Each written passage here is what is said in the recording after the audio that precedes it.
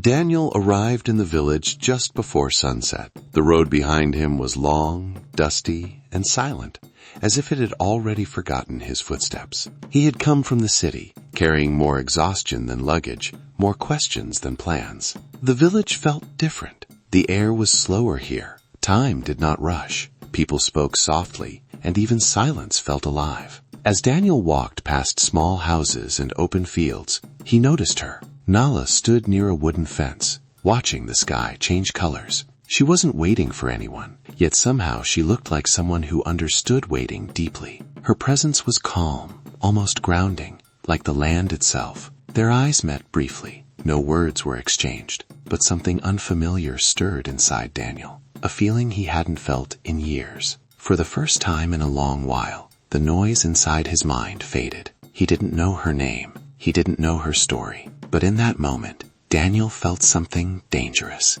He felt at home. The next day, Daniel saw her again. This time, it wasn't chance. It felt like the village itself was quietly bringing them closer. They spoke for the first time near the old well, where time seemed to pause. Her name was Nala. She spoke gently, choosing her words as if they mattered. Daniel listened, not because he had to, but because he wanted to. Days passed, and their conversations grew longer. They talked about simple things, the weather, the land, childhood memories.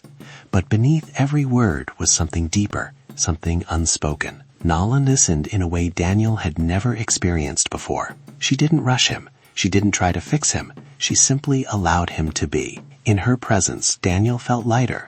The weight he carried from the city slowly began to loosen its grip. As the sun dipped behind the fields each evening, they sat side by side, sharing silence without discomfort. And without realizing it, Daniel stopped counting the days, because for the first time, he didn't want to leave. One evening, the sky turned a deep shade of orange, heavy with unspoken truth. Daniel sat beside Nala, quieter than usual, his hands folded as if holding something fragile. There was something he had been avoiding, something he knew would change everything. He took a slow breath and finally spoke. He told her about the city, about the life waiting for him there, the job, the responsibilities, the future he had once chased so desperately. "I can't stay forever," he said softly. The words fell between them, heavy and final. Nala didn't interrupt him. She listened, just as she always did. Her face remained calm, but her eyes revealed what her lips refused to say. Daniel hurried to soften the truth. "It's only temporary," he promised. "I'll come back. I always do what I promise." Nala looked at him for a long moment. Then she smiled, not because she was sure, but because believing him felt easier than doubting. She nodded slowly, choosing trust over fear. And in that moment, Daniel believed his own words. Neither of them knew that some promises are spoken with hope, but carried away by fate.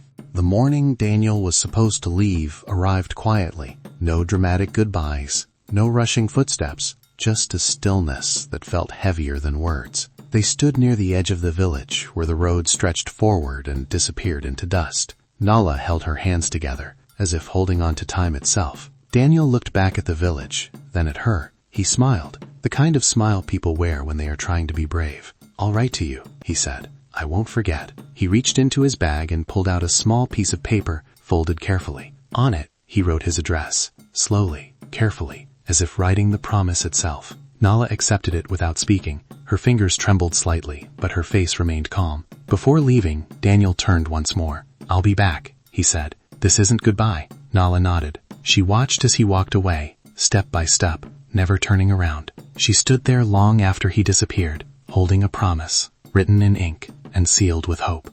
Days turned into weeks. Weeks quietly became months. Nala waited. She waited in the same place where Daniel had promised to return. She waited with patience, not desperation, with hope, not anger. At first, letters came, short, careful, distant. Then they slowed, and one day they stopped. Still, Nala waited. She told herself that silence didn't always mean goodbye, that life in the city was busy, that promises sometimes arrived late. But seasons changed, the village moved forward, and Daniel never came back. One evening, Nala folded the last letter she had received and placed it away, not because it stopped hurting, but because she understood something painful and true.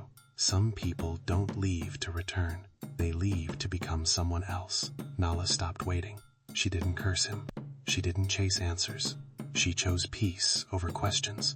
And on that same road where Daniel once walked away, Nala finally turned back toward her life. Because the hardest lesson she learned was simple. Not everyone who promises to return ever looks back. Subscribe for more African tales of love, loss, and the lessons life leaves behind.